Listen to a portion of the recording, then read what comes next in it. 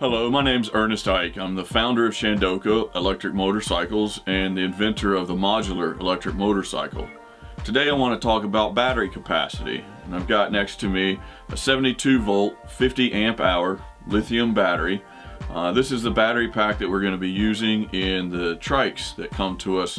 The delivery trike system has an interchangeable battery, and in fact, even better than that, it holds two of these. So you'll be able to have two 72 volt 50 amp hour batteries on board your delivery trike, which is going to give you a mileage distance range of about 60 miles at 55 miles an hour and about 100 miles if you stay around 30 to 35 miles an hour.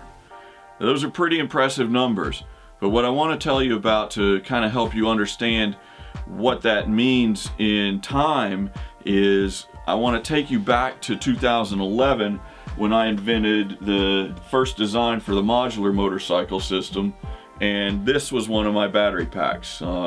This was my mock-up. This battery is 8 inches by 9.5 inches by 17 inches, and what it really represents is 8 cells of battery that would be inside of it. In total, I had 48 3.2 volt 60 amp hour batteries linked up in a series, which gave us roughly 144 volts, 60 amp hours. That was 6 batteries this size. The total volume of that in cubic inches was about 7,700 cubic inches of volume space needed for the batteries in 2011. Let's jump forward to today. If I wanted to build a battery, I would not be using that same chemistry or that size. I'd be using something a lot more modern.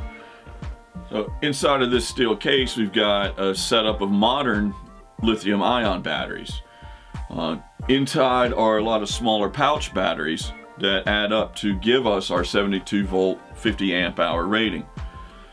Now here's where it gets really interesting, is that on the original motorcycle design with 7,700 cubic inches of battery space, I got 144 volts, 60 amp hours total.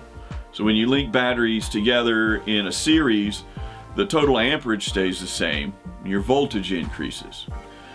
Now with this battery pack, I can get a larger capacity in smaller space. So let's do a little bit of the calculations.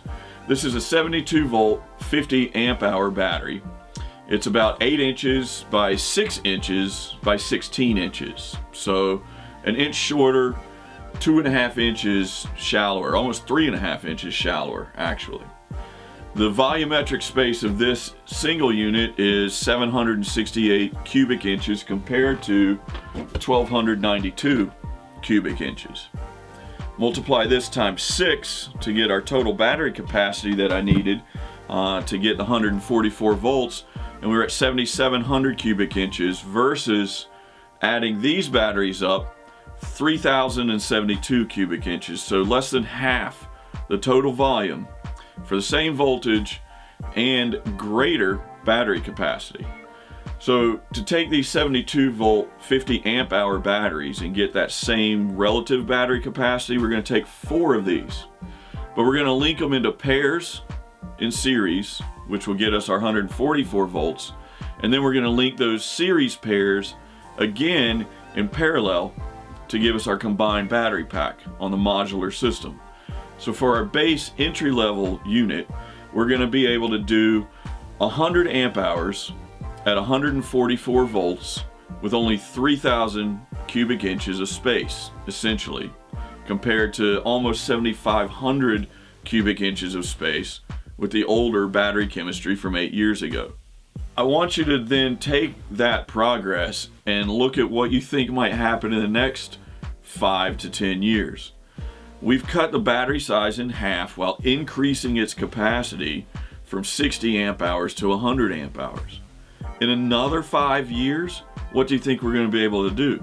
Probably cut that volumetric space in half again, to where one of these will be able to carry your entire motorcycle for 100 miles at full highway speed. I mean, we're doing an awful lot of advancement in our battery technology. And that doesn't even include the efficiency increases in our motor systems or our control systems ability or regenerative braking or any of the other many advances that we've been able to realize. You cannot predict what the future is going to actually become, but you can look at the trend. And the trend is for batteries to get smaller and more powerful. So as we get ready to look at an electric powered mobility future, we cannot count out the decreasing size of batteries and the increased efficiency of overall systems. Very soon, you will look at anyone who's considering buying a gasoline powered car as a relic, just like oil. Thanks, this is Ernest Ike with Shandoka Electric Motorcycles, and I want to remind you again, please wear a helmet,